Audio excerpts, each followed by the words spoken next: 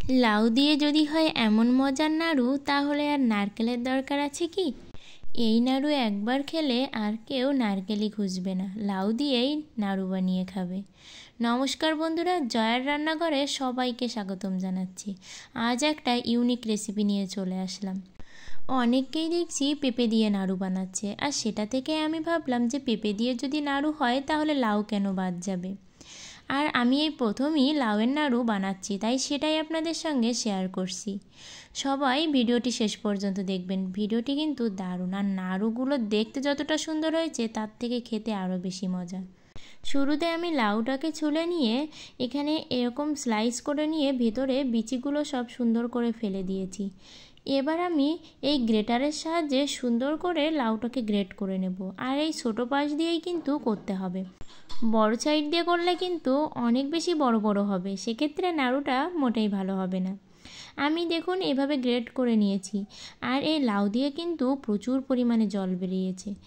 আর এটা আমি আপনাদের দেখাচ্ছি, দেখুন কতটা পরিমাণে জল বেরিয়েছে। এবার আমি হাত ধুয়ে অল্প পরিমাণে জল দিয়ে চুলাতে এই লাউটাকে সেদ্ধ করে নেব। চুলাতে এভাবে জল দিয়ে যদি একটু সেদ্ধ করে নেন, তাহলে কিন্তু লাউর যে গন্ধটা আছে একদমই লাউ থেকে চলে যাবে। আমি যেহেতু প্রথম করছি, আমি সত্যিই একটু কনফিউশনে ছিলাম, এটা কেমন হবে কি জানি কি করব, তবে বেশ ভালোই হয়েছে।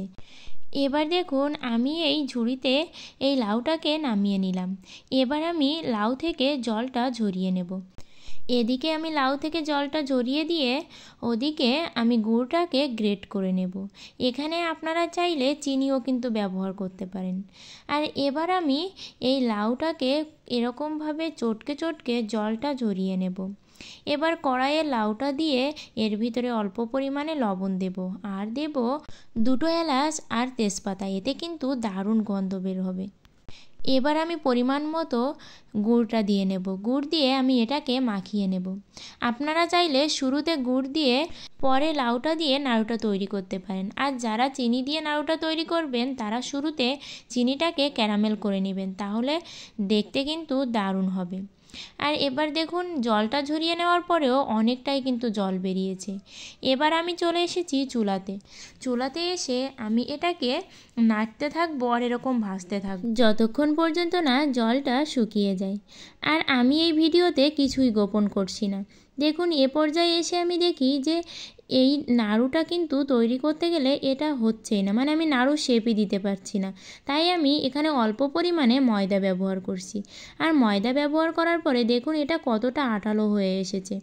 আপনারাও এভাবে অল্প একটু ময়দা কিংবা চালের গুঁড়ো ব্যবহার করবেন, তাহলে দেখবেন এমন সুন্দর নাড়ু তৈরি করতে পারবেন। এবার আমি এটাকে নাড়ু শেপে তৈরি করে নিচ্ছি। আর কালারটা যা হয়েছে দেখতে দেখুন, কেউ কিন্তু দেখলে বুঝতেই পারবে না যে এটা নারকেল নাড়ু নাকি লাউয়ের নাড়ু। শুধু আমরা পেঁপে দিয়ে আর নারকেল দিয়েই কেন খাবো, একবার লাউ দিয়েও তো এটা ট্রাই করতে পারি, বলুন তো।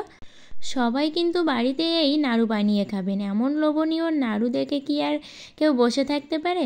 আর আমার ভিডিওগুলো ভালো লাগলে অবশ্যই লাইক কমেন্ট করবেন, আর আমার চ্যানেলটি সাবস্ক্রাইব করে পাশের ঘন্টাটি বাজিয়ে অল অপশানে সেট দিয়ে রাখবেন। আপনাদের ভালোবাসায় আমি অনেক দূর এগিয়ে যেতে চাই, তাই আপনারা প্লিজ সবাই আমাকে একটু সাপোর্ট করবেন। সবাই আমার এই নতুন চ্যানেলটিকে সাপোর্ট করবেন, সবাই বেশি বেশি করে ভালোবাসা দিবেন। আজকে এ পর্যন্তই।